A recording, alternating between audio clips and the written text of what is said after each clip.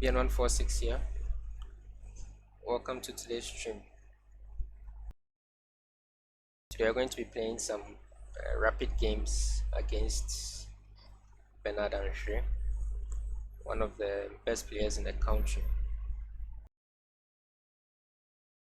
So I already have a channel on YouTube where I upload a few videos. We've done a lot of videos just playing chess, solving puzzles. We've also done a series on the middle game, and you want to branch out into Twitch so that you can do some live streams.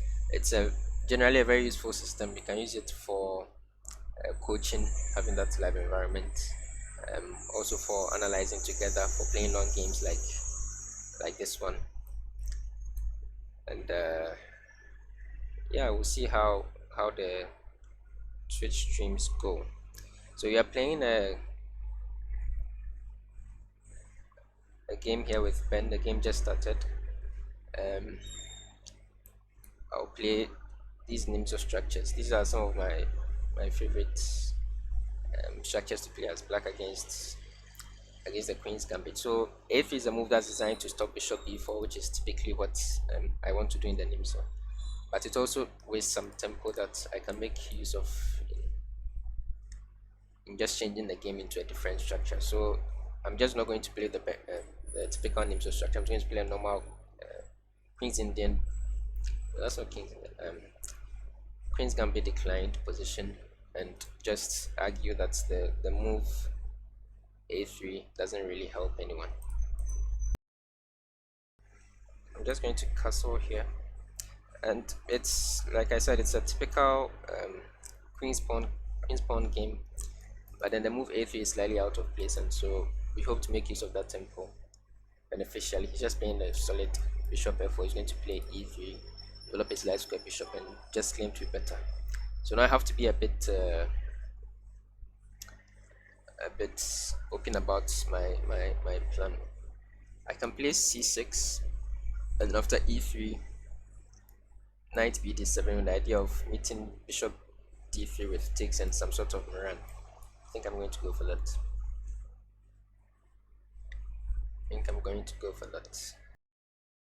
Okay, so b4 is a very very interesting move, and now I have to be decisive, or else I just become worse. He's threatening to just clamp the position down and gain all the space in the position. My initial plan was to take here and play with this b5 and put the bishop on b7. In these structures, typically you want to play c5, but then this makes it that much more difficult to play c5. However, in those structures, it's useful to get a move a5 in when they play b4 to challenge this setup, because with the bishop here, it's also difficult to maintain these pawns. So I'm only questioning myself about the order I want to play these moves. And I want to play d takes, I want to play b5, I want to play a5.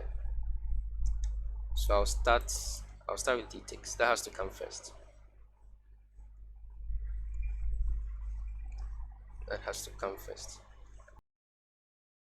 So I'll play b5 first, and then I'll play a5. And the point is that he can't take, because the a3 pawn becomes super weak then, and he doesn't really, I mean, the pawn is just hanging, so he has to find a way to defend it. So it's a slightly tricky situation that requires precise play.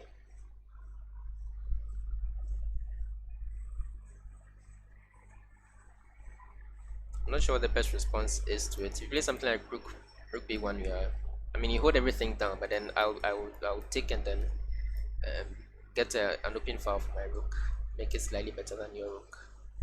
I mean, it's a small advantage, but it's something. On the other hand, if you're able to maintain the pawn there, then my bishop here on c8 will always be bad, and that's a lot of compensation. So it's a tricky kind of position. So Ben went for rook b1, which was, like I said, very very correct. How do I continue? I can just keep the tension the way it is for now with these two pawns. What I do need to figure out is what I'm going to do with this bishop, because it's not entirely clear what I should do. If I don't get to play c5, then I have to be looking to play e5, and it's not that much easier to play e5, is it? Not at all.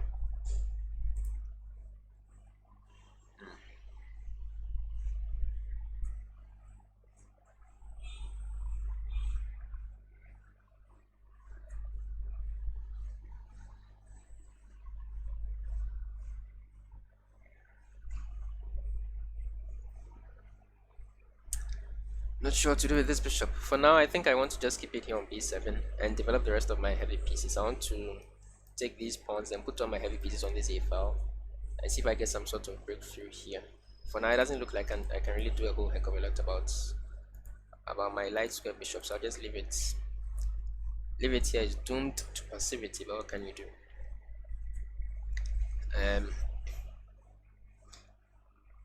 Okay, so he takes there. So I will take here now, and I will play rook a3. Is lifting the rook with tempo.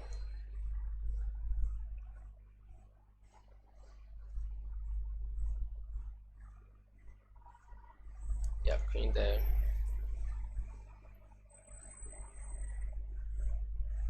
So I want to play like this. Ah, okay, and then I'm threatening some sort of sacrifices here. I like that. I do like that. I should watch out for something like e4, e5. That could leave me in trouble.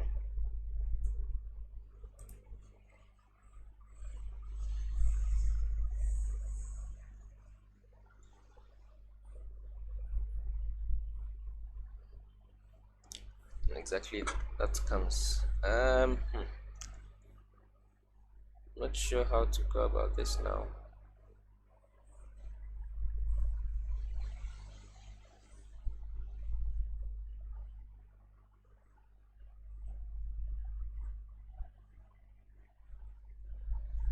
Threatening to do very bad things to my position.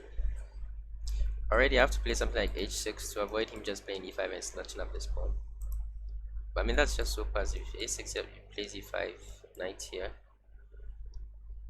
knight takes, e pawn takes. It's not looking great. My queen side pressure that I want to exert looks to be much less important than the king side attack that he has going on. I mean, even some sacrificial ideas that start popping up. So what do we do? Not entirely sure. Oh yeah, h6 we pretty much have to play.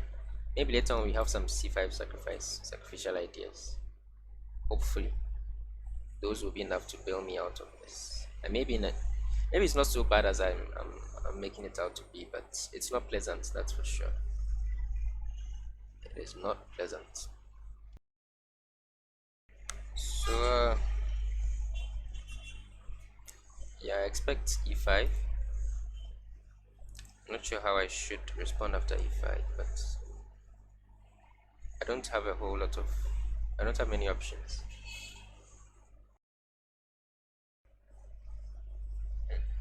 Actually, if I'd been able to play this move before then. Okay, he didn't play e5. What is this? Bishop c7. Where is the bishop going? To a5? Wow. Wow.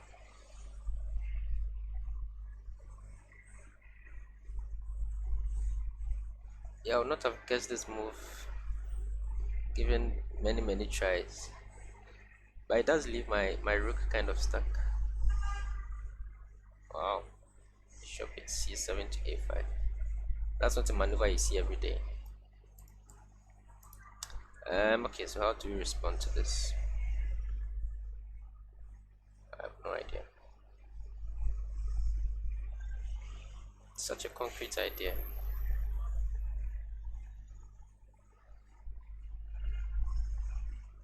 Aha, but what it also does is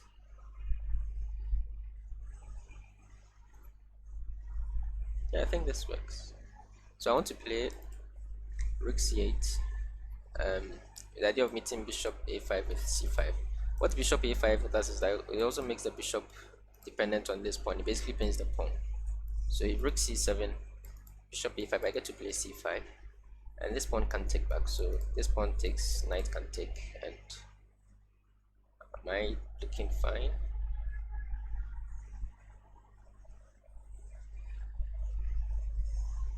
It's interesting enough to be played, yeah.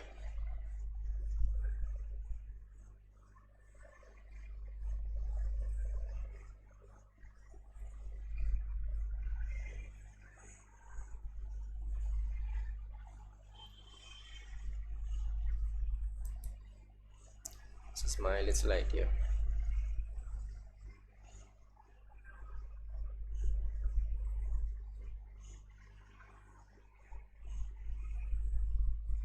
This is my little idea. And c5 is the move that I've wanted to play for a very long time. I have this battery here on this diagonal, so it frees my bishop. Although it's a pawn sacrifice, so it also has its downside. Oh, he took with the pawn. I think I just realized this, that knight takes would have been a pretty annoying move to it, but after this I think it's fine. If he had played instead knight takes, I'm not sure how I would have responded to that. Hitting the rook at a point in time where it has no squares and the bishop is not yet on pre, that would have been very difficult. Okay, took the pawn and knight takes I think is just working. Can't take because he just placed the bishop in the position where it's on pre. Now he can't move the knight either because this bishop is also being attacked, so it's slightly difficult to meet this move. I'm not sure what the best reply is, but I don't know, because attempts to attack my rook will lead to something. What do they lead to? I think maybe those. Okay. Have I? I'm not. Yeah, I don't. I'm not sure how to assess this position exactly. I may just be losing an exchange, but I certainly will have counterplay. Oh, he takes. Oh, I didn't expect that. The point being that my b5 pawn is also, but then this pawn won't survive either. So okay. Ideally, I want to take with the queen to keep some pressure on the knight, but wait, no buts. That's just better, right? Yeah, initially I was thinking rook takes was a problem, but it's not a problem. I think taking with the queen is just better. Alright, so the threat is on the knight, and the idea is knight takes, rook takes pawn with tempo on the queen, and add another attacker to the knight, and I mean rook takes, the knight just drops. Oh no, yeah, that's good. Yeah, so it's not so easy to win. I was calculating the further takes. So if rook takes, queen takes, um, maybe queen takes, queen takes, queen takes, queen takes. There are more pieces in line, so. Oh, but he went for it. Okay. I think that may have been a blunder. That was definitely a blunder. It seemed fairly straightforward, so I wonder why. Oh, I missed. I missed this one. Yeah, so as expected, I'm the one who missed something. Yeah. It only means that another piece I'm pre. So that's evens up the material. Aha. Well, I might end up a pawn up at the end of everything, which is a little reassuring. Or maybe not. He has this 95 move. It's still very, very complicated. So I have a choice of which pawn to take. If I take this one, he plays something like this, e5. I'm not sure if that's very good though, because after knight here, he has to play this, and I can just take, right, because of back rank issues. Yeah. So I guess I can take this one. After all, I thought I couldn't, but I guess I can. The reason why I didn't want to take the other one, because it looks like if I take this one, it's just good. But then he has this move 95, hitting my rook, and also attacking the f7 pawn, and it's going to win one of those two things back. So I think this is slightly safer, and he doesn't have the e5 doesn't work like you just seen. It falls to, or he just played it. I thought after knight g5, the pawn falls. Did I miscalculate something? I don't think so, because after rook 1 is the only move I see, and it doesn't work because of back rank issues. So I think the pawn just falls. Check. Did I miss something? No, I don't think so.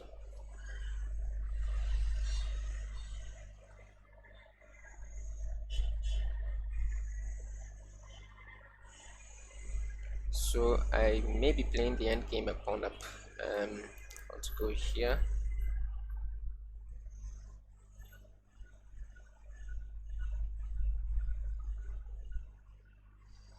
This sacrifice is something interesting. Right, takes, knight takes. But it's highly unnecessary though. Very unnecessary. So I should probably just play something sound like this. And on knight here, not sure.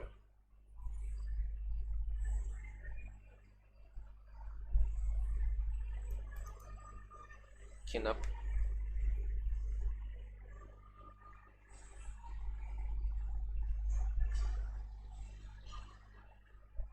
It's actually quite difficult to hold on to that pawn, isn't it? Always something. Okay, so king g6, knight h5 check is basically the only way to create more complications. Um, king h5 maybe forced. King g4 king g5 he just checks back again.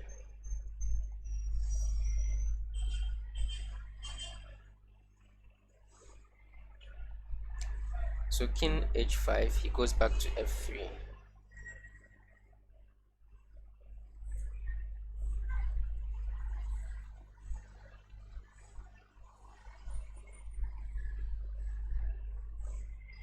And I have no way of protecting the pawn. That is a real shame. I don't want to repeat. How do I keep playing?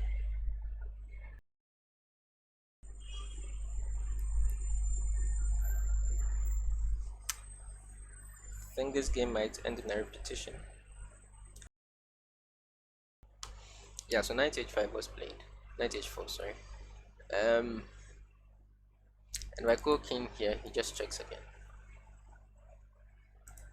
If I go king there, he still just goes back to f3 and he's on my pawn. This is a real problem. I mean, I can play the endgame, but it's completely equal then. I take this pawn, he takes this one, and that will eventually draw. Let me repeat once and see. Oh, he played g3. The reason I don't like g3 is that it takes the f3 square away from the knight permanently. But the reason why I do like it is that, of course, now it makes the question of how I defend this pawn much more, yeah, much more direct. So if knight takes f4 is a problem. Ah, but then f4 king here. Oh, he may have missed this. He may have missed this. I might be getting away with this now. Yeah, he should maybe just have gone for the repetition. King f6 seems just as in time to save the day. So if we can't go f4, then he's just a pawn down, right? I can already just exchange knights over here, protect my weak pawn, and try and convert the endgame. It's a double rook endgame, so being a pawn up. Well, he went for f4. He may have missed this. He may have missed king f6. And the idea, of course, is that the rook is unpre, so he has to move away, and then I get to save my knight. So now that we are pawn up, how do we go about converting this? f4, what it also does is expose the 7th rank a bit. So my knight will probably do very well here on g4, and I'll be looking to double rooks on this 7th rank. So he has to be urgent about dealing with this idea. I'm not sure how he should go about it.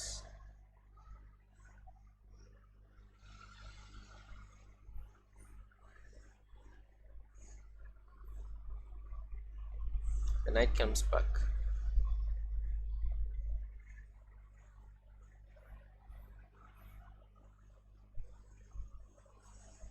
So do I go like here? No, he has this fork. And I can't go here either. Ah, this knight is annoying. This knight is really annoying. So I can go like this though. I can go like this first, and then suck the knight out of there. Maybe he comes here. Actually, I don't want him to come here either, do I? Because the result of takes, king takes, and then some rook takes, and it's the same thing again. In fact, the knight is probably just straight up headed for the square. Yeah. So I have to be urgent once again with my response. Okay, then let's leave the square for him. Let's bring my knight into e3 and hope that it's useful there.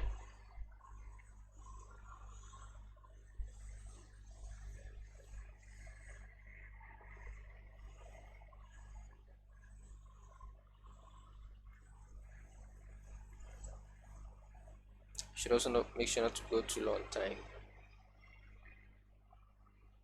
Don't lose on time.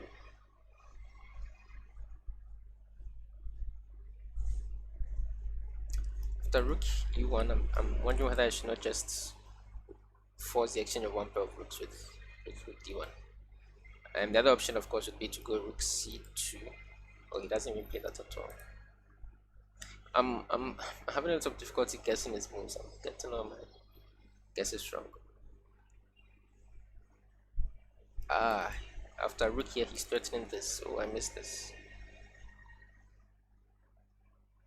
Okay, so I have to go here, and the thing is, I'm also on his rook, so he has to spend at least.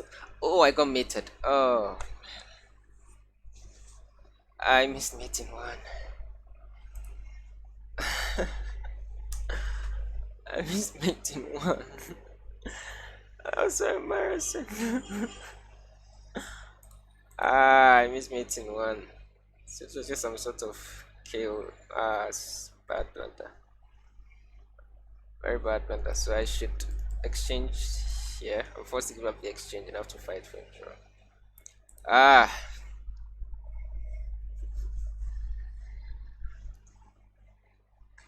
Okay, rematch. That was so embarrassing to let's go. Man. Rook f7 mate. Come on.